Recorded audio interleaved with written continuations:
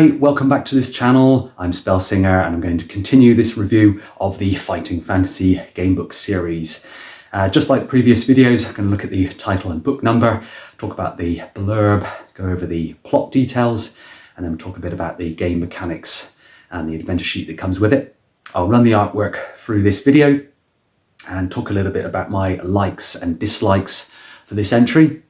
If I have any fun facts, I shall give those along with a summary and score out of 10 for this book, and maybe a shout out at the end as well. So, yeah, my subscribers are going up again, which is really nice. So I appreciate that very much so. So thank you very much. And you know, I'm turning into Mr. Beast, like the Mr. Beast of the fighting fantasy world. Anyway, that's enough of that nonsense. Let's get on with this book. This is, the title of this book is The House of Hell, and this is a cracking book. This is an absolute beaut. It's a big fan favourite, actually, and it's in my top 10 as well, I would say. It is book number 10, and it is one of Steve Jackson's, so another solo effort by Steve. We're still in 1984. So I'd have been about 7-ish, 8 when this one came out. And this time we've got the cover art, which is really nice, by Ian Miller. But the internal artwork for this one is a fella by the name of Tim Sell. And he does a great job, actually. His artwork is very unique. It's very expressive. And you'll see that as the video goes on. He only did the artwork for one other book, I think, in this series. Correct me in the comments if I'm wrong, but pretty sure he only did one other book, which was a sci-fi book much later in the series, which we'll get to eventually, called Skylord. Yeah, we'll do that one eventually. So let's talk a bit about, well, actually, let's read the blurb first. So I got my copy here. So in this one, the dangers of the torrential storm outside are nothing compared to the blood-curdling adventures that await you inside. Who knows how many hapless wanderers like yourself have perished within its gruesome walls? Be warned, tonight is going to be a night to remember.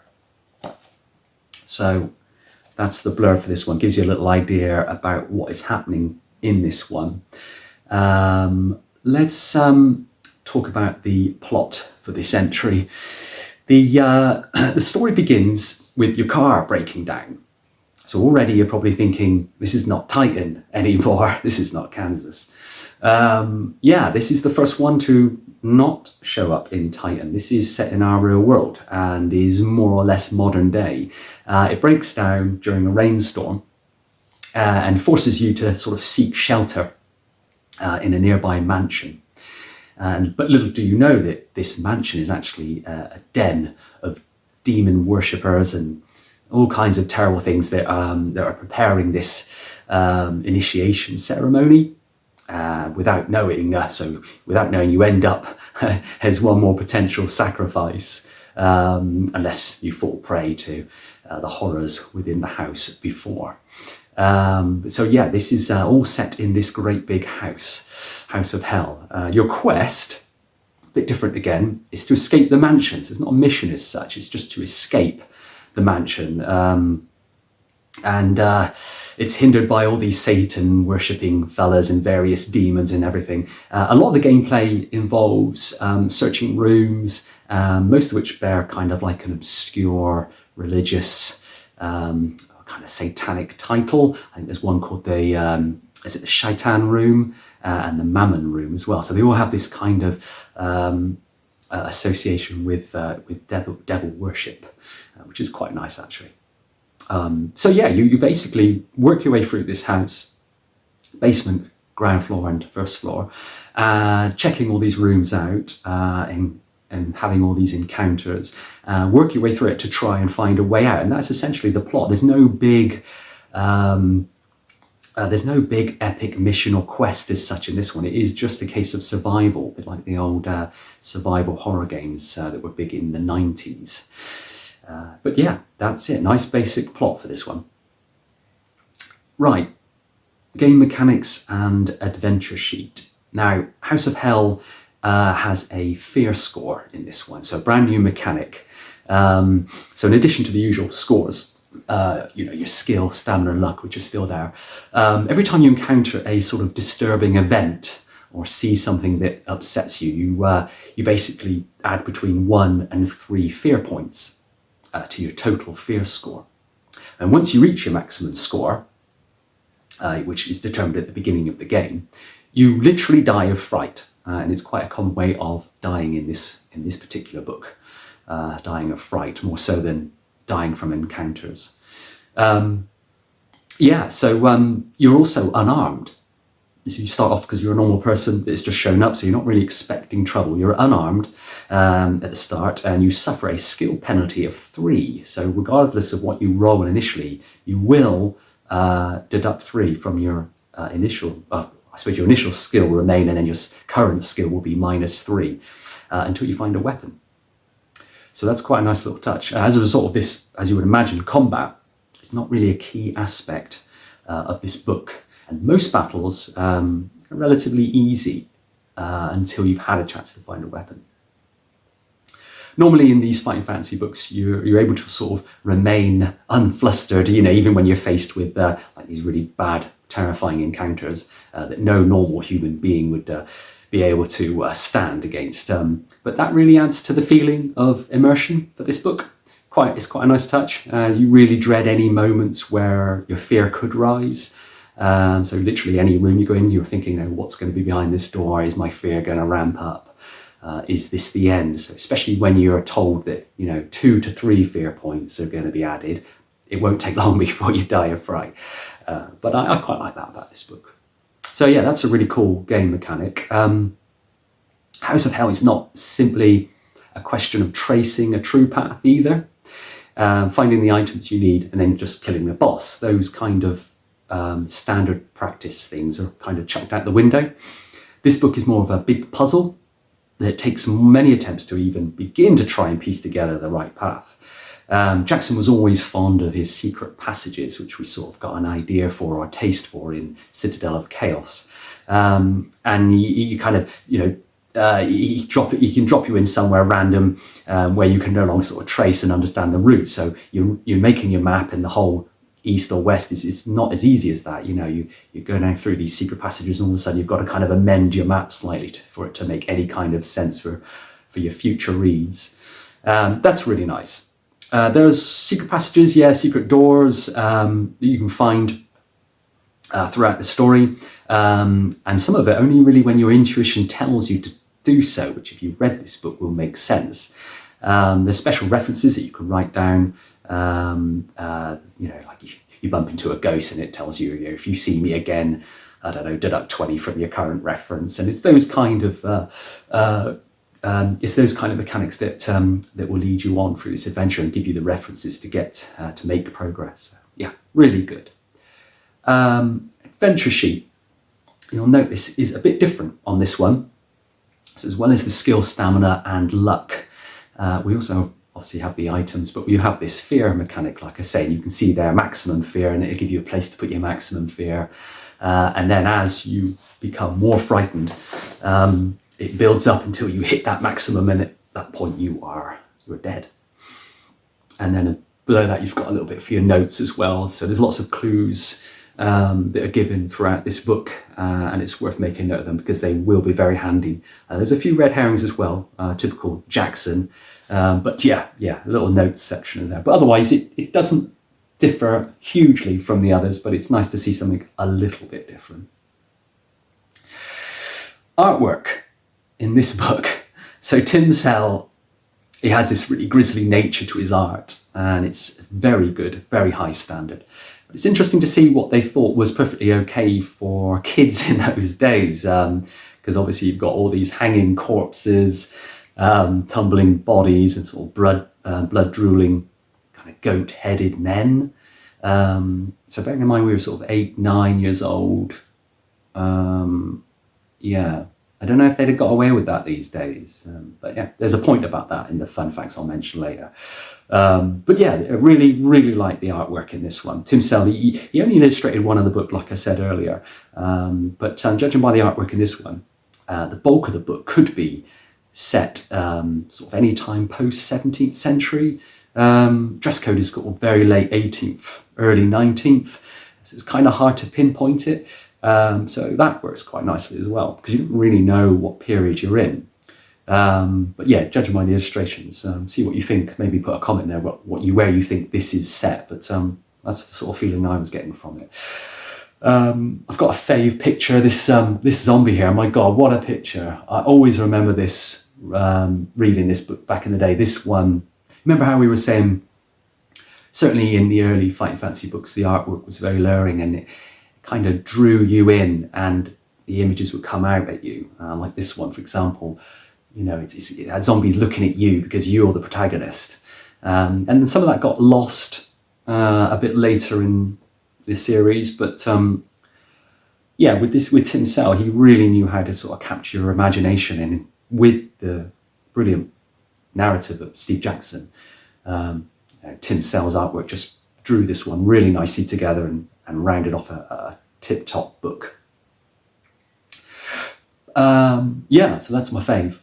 The likes and dislikes on this one. So basically, I like the dialogue in the book. The basic dialogue is very good. You cannot make many discoveries without talking to sort of people in the story, or whether they're ghosts or devil worshippers or whatever, or victims. There's a lot of chit-chat going on, a lot of clues to be hidden and found in that chat. It's great fun getting to sort of converse with the enemies as well, who don't imagine for a minute that you are not one of them. But it makes sense, you know, that kind of unease, it becomes all more evident. And likewise, when you find someone that's actually benevolent, you also get a feeling of genuine relief, because there's so many terrible things going on in this house. When you do find someone that is not evil, it's quite a refreshing change. I really like the simplicity of the mission. Having established that this house is not a good place to spend the night. Your goal is obviously, like I say, to escape and destroy whatever unpleasantness is contained in this house. The emphasis on discovery is the bulk of this book, actually. The book's plot and the extent of just how evil this house is gradually dawns on you as you sort of progress through it and experience more terrible things. Okay, fun facts. There was a short version of this adventure, first published in issue 3, I think it was, of Warlock, and it was titled The House of Hell. It was made up of about 185 references, and the adventure was altered for this shorter version. But the original edition of the book contains an illustration that was removed from subsequent prints. This picture is not in my copy.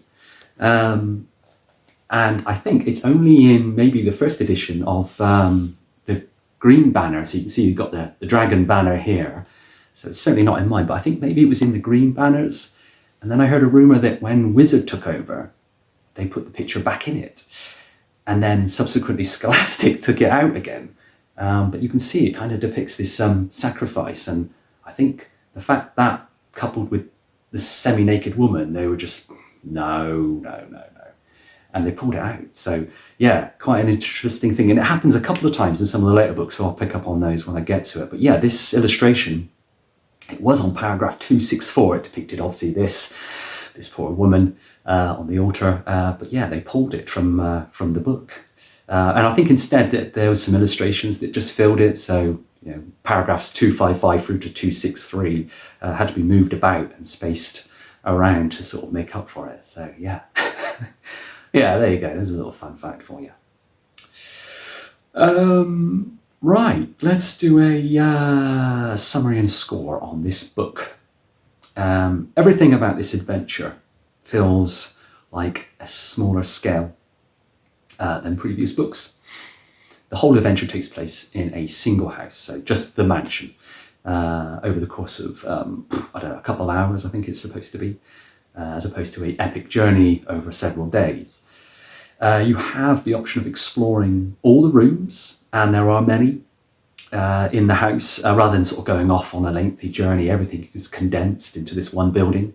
And the game is all about unraveling the mysteries and finding the hidden secrets in the house to allow you to escape.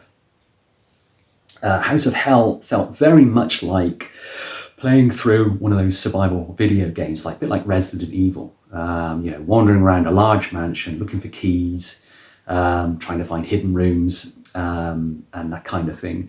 It's so with all that, an illustrator, Tim Sell, great drawings of these monstrous apparitions, and his artwork is very strange. Actually, his artwork has kind of like a, I don't know, the skin looks like baggy. All his characters have this kind of baggy skin look to it. But so that coupled with Tim Sell's illustrations, really, really high standard.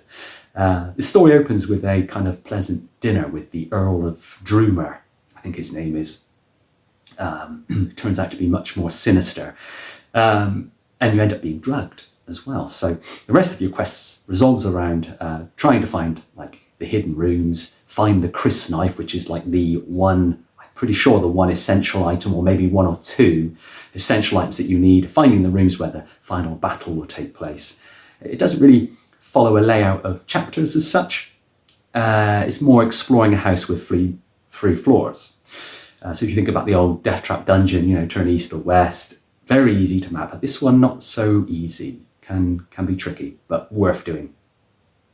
The house is full of all these red herrings as well, and false clues kind of lead you astray. There's whole areas that can be explored that lead to an inevitable death, and there's secret doors, obviously very well hidden. And some of the key rooms have sort of behave differently depending on how you enter them. So the map, very strong part of the story. But there's a whole section actually in the basement where you go off. It's about 10 or 12 references, and you can get into fights and lose stamina and find out things, but inevitably it's a dead end, which once you've realised you're not going to do again. But I quite like that about this book, and it happens a couple of times, and certainly in some of Steve's later books. The story opens, like I say, with that dinner, so you think everything's going well, but things start to very quickly unravel. House of Hell is quite light on combat and sort of testing of luck. Those kind of things fall by the wayside slightly, preferring to kill you instead with obviously your fear maxing out or just an instant death thrown in. Most of the encounters have a skill of under 9, so they're not too tough. And certainly by the time you've got yourself a weapon, you'll be fine. Even the boss with a skill of 14 is mitigated by the fact that you have a +6 when you get the Chris knife to defeat the boss, so it works out. But the fear will kill you many times as you try to find out the true path. House of Hell is one of my favourites, with its sort of unconventional atmosphere and play. It's maybe one of the hardest adventures, certainly so far.